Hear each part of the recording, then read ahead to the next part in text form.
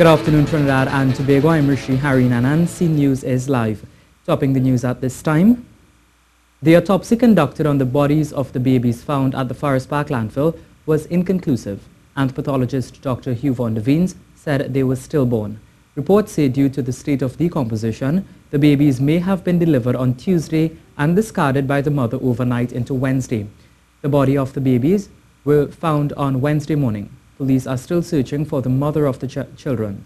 They say they are contacting medical institutions, clinics and doctors who had over the last few months treated pregnant women expecting twins. Officers are also using footage from closed-circuit television cameras to help with their investigation. The Communication Workers Union is seeking an injunction against state-owned TSTT. This is to prevent them from sending home just over 100 workers. The General Secretary of the union, Clyde Elder, told us there are some agencies which have been supplying labor to TSTT over a number of years. These workers have since been informed their contracts will not be renewed come September 30th and others October 31st. He said the union was not aware of the decision. TSTT would have informed all of the employment agencies since sometime April not to issue any contract beyond 1 month to any employee. So from about April of this year, all of the agencies have been issuing 1 month contracts, sometimes 2 week contracts. So what happened is that because none of the contracts were beyond 1 month extension, then TSTT's argument certainly is going to be that the contract has come to an end by the fraction of time. However, these people have been on contract for, in some cases, 1 month, 6 months, 1 year, for the last 12 years. However, he said the workers have been there for a continuous period of time, some up to 12 years, and served TSTT. As such, the workers should not be sent home just because their contracts have come to an end. The union wrote to the company asking not to send the workers home. TSTT was to reply by 10:45 this morning. However, they didn't. As a result, legal action is being sought. Of course, TSTT is going to say, they are not my employees. I understand that argument is going to be made, but we have precedent in terms of what is provided for in the National Relations Act, what is provided for in the collective agreement. And what is more, we have also a judgment that went straight to the Privy Council between the Steelworkers Union and Caribbean Expat. TSTT could fight as much as they want to fight, and so the union will be fighting very hard to protect the workers' jobs. And we realize that TSTT is in fact on a campaign to retrench workers, and a campaign which the union will not be part of. According to Mr. Elder, this goes against the promise made by the Prime Minister that there will be a moratorium on all state retrenchment until the end of 2017. As a result, it will be raised with those involved in the National Tripartite Advisory Council. Well, today is the last day for workers at the Tourism Development Corporation. However, they will have their day in court. The representing Communication Workers Union says the workers' 45-day retrenchment notice came to an end today, but the company did not follow proper procedure. As far as the union is concerned, the company did not honor its obligations under the law in terms of the Retrenchment and Severance Benefit Act. We wrote them to meet, we wrote them for information sometime last week, and we are saying that because TDC has not done what it's supposed to in accordance with the law, we are going to take this retrenchment issue to court. While we understand today is the last day of the notice period, we are still hopeful that we can get something more out of this. Earlier this year, the Minister of Tourism announced the decision to dissolve the company and create 2 separate entities for tourism, one for Trinidad and the other for Tobago. As a result, some 111 people have lost their jobs. Mr. Elder said meetings are being held with the Minister in the office of the Prime Minister, Stuart Young, to see how these retrenched workers can be absorbed into the new company. Stuart Young, who has also invited TDC to those discussions, and we are trying our best to see how we can absorb other employees, employees of TDC into the other companies that they have opening. Those discussions are ongoing and it continues next week, Wednesday, 4th of October. But in terms of the actual retrenchment, we will be taking it to the court to see how far we could get for TDC workers and how much we could get for them out of this. This is the C News Live report at noon. Remember, you can keep up to date with all the latest news on our website at ctvtt.com, or you can check out our Facebook and Twitter pages at C News Live.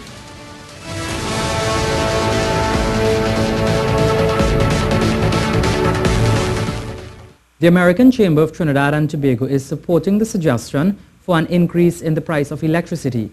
The discussion started on Wednesday by the president of the Energy Chamber, Thackeray Driver, who said the time has come for us to reconsider the state's heavy subsidies on electricity. This morning, President of AMCHAM, Michelle Da Silva, said government should remove the subsidy on electricity as well as water and fuel. The American Chamber of Trinidad and Tobago says government must look at how it can reduce the subsidy on water, electricity and fuel in the short term. Its president, Michelle Da Silva, says this must be done as government cannot continue to bear the extra cost for these items. On the short-term side, we have to look at our expenditure profile and how we rein that in to a degree that brings it closer to our revenue, but doesn't shock the system overly, recognizing that there will be a shock. So when you look at the degree of subsidization in the system, it is inordinately high relative to the revenue streams that we have. There was a point in time when we could have afforded subsidies, but we've reached a point where we can no longer afford it to the same level. He said introducing the means test for GATE was a good way to go. Da Silva also suggested some long-term solutions to deal with the economic situation. We are strong advocates for policies that create and drive accountability and discipline. So we have agitated significantly for the operationalization of the procurement legislation and the framework around it. So that's the staffing of the office, the appointing of the board, the hiring of the regulator, him or herself. That will bring a level of accountability and discipline into the system that today is seemingly absent. And that's a question we raised yesterday at the forum. He said enforcement is the key. Added to this, we've seen our neighbors in the Caribbean having to adopt fiscal rules. And broadly speaking, what fiscal rules dictate is that you have to have a certain expenditure pattern relative to your revenue intake. And that is codified again in law. So it removes the ability of any government to exceed certain thresholds unless there are exogenous circumstances that cause you to do it. Da Silva went on to praise the government's move to hold the conversation with various sectors that took place on Wednesday. He said what it did is it clearly articulated where we are as a country from the economic standpoint. Rishi Harinanan, CNews. Total disrespect. That's how the president of the Federation of Independent Trade Unions and Non-Governmental Organization described government's hosting of Spotlight on Trinidad and Tobago's financial circumstances, a forum designed to educate the public on the country's economic position. The labor movement was invited to be part of the discussions. However, they refused to show up. Joseph Remy explains. The notable absence of trade unionists in Wednesday's economic forum is yet another telltale sign of the movement's displeasure in the current relationships they hold with government. Fighton President Joseph Remy said after the unions recommitted to the National Tripartite Advisory Council, it was a blatant disrespect on the part of government to now invite them to this public forum, blindsided by what was the desired outcome. He questioned what exactly was government's motive in hosting the forum to begin with, specifically whether or not it was just a facilitation of endorsement of government policy. The government has dictated the agenda for this forum. So to me, it's a case of government saying we want this is how we want it, this is the shape and the form and everything, and you just have to subscribe to our views. And we don't believe that is how we should be treated in this particular circumstance. We have committed to intact, we have committed to the recovery of Trinidad and Tobago. He is also wondering if proposals put forward will even be considered. What is the purpose of this forum now? What is going to happen to all the data that came out yesterday? Who is going to take that data, collate it, analyze it, and take all the salient points that pointed us in a direction and say this is now going to be a policy framework going forward? That to us has never been signaled by the government, and to us is not another talk shop. We don't need talk anymore, We need action to resuscitate and reignite the economy of Trinidad and Tobago, where we will save jobs. One of the proposals he condemned was that put forward by Energy Chamber head Dr. Thackeray Driver for the state to remove subsidies for electricity. The Fighton president said the proposal ignores the impact such an action would have on the social structure of society. The persons who can't afford to eke out a decent standard of living will now be subjected to an increase in electricity rate. You see, the business class raise their issues for their benefit. They seek their interests. I am not hearing Mr. Driver saying increase in taxes for the wealthy. No, they don't want to do that. But they are going to take a cut in executive pay. I have heard absolutely nothing from the forum talking about that. The union leader said he does not feel the absence of the labor force resulted in any missed opportunity to voice concerns, as he said the trade unionists have been lobbying for their cause time and time again.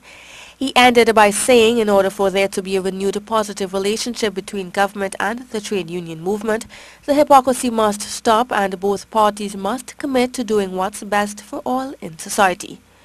Janine Brown, C News. These negotiations are not quite up to date. They are at this time negotiating for the last 4 years to become current. Despite the tough economic times, the Police Service Social and Welfare Association President Michael Seals says they are hoping for positive things in the upcoming budget. Well, we are hoping that it gives a signal for the association because our triennium, the last one came to end in December of 2016 and we have started a new one. So as it is now, our salaries are not current. We currently engaged in a negotiation. Mr. Seals says they are negotiating for 13.5% increase in pay.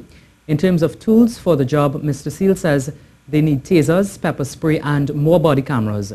It was reported last week by Acting Senior Superintendent Michael Daniel that the body cameras for police officers are still in the experimental stages and have only been issued to certain officers as part of divisional requirements. The conversation on the need for diversification continues, and now member of the Tobago Chamber, David Wong, has joined the discussion, noting that Tobagoanians are already struggling to make ends meet due to the current economic situation. He wants the Minister of Finance to place emphasis on tourism when he reads the 2017-2018 budget. Tobagoanians cannot tighten their belts anymore due to the economic situation. This is the view of David Wong, member of the Management Committee of the Tobago Chamber of Industry and Commerce.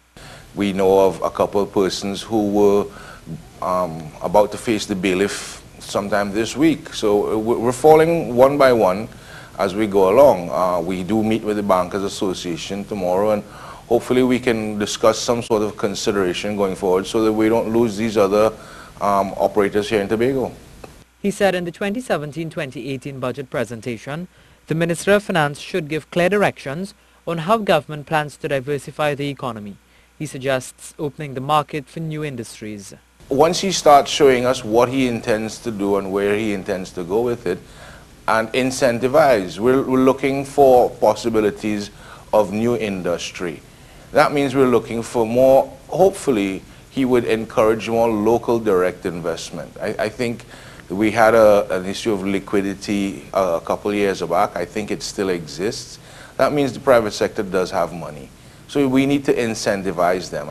Mr. Wong said tourism for Tobago is also key and also wants focus to be placed on education and tourism sites.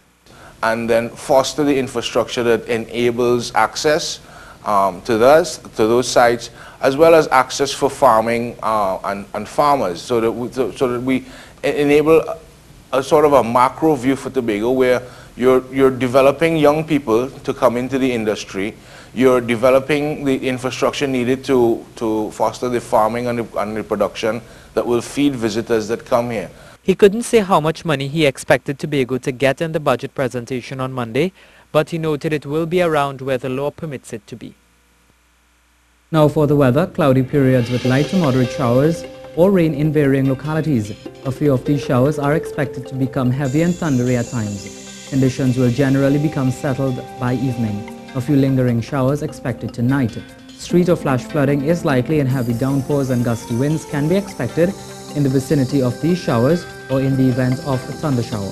These are normal, waves up to 2 meters in open waters, less than 1 meter in sheltered areas.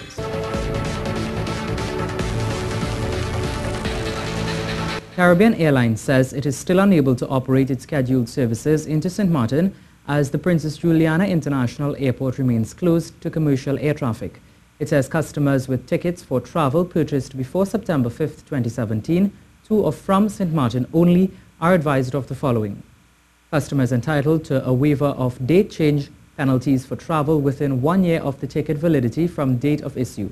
Difference in fare or change of origin destination costs to be borne by the passenger, and full refunds for travel up to October 31, 2017 only. Requests for funds must be made by September 30, 2017. Crime news now, and one man is dead following a shootout with police. This incident took place at around 8 p.m. at Ryan Street, San Juan.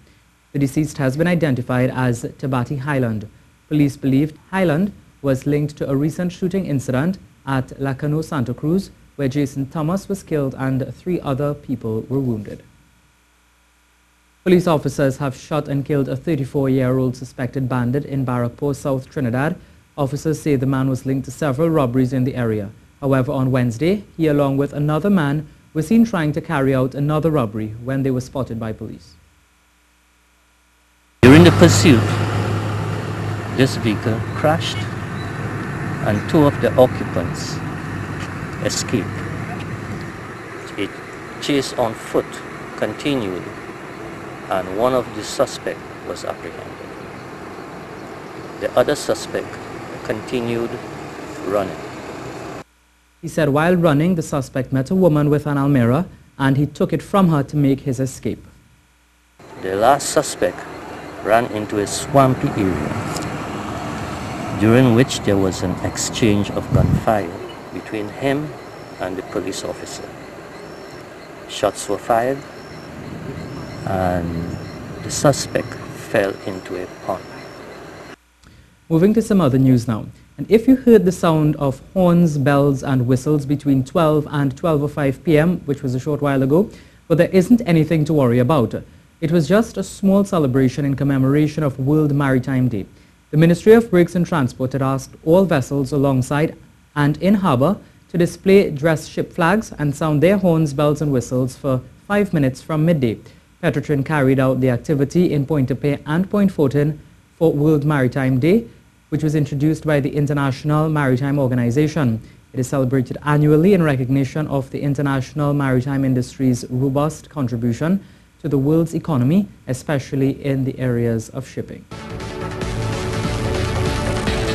Well, that's the C News Report at noon. I'm Rishi Harinanan. Remember, for up-to-date and breaking news throughout the day, visit the C News website at ctvtt.com. Have a good afternoon.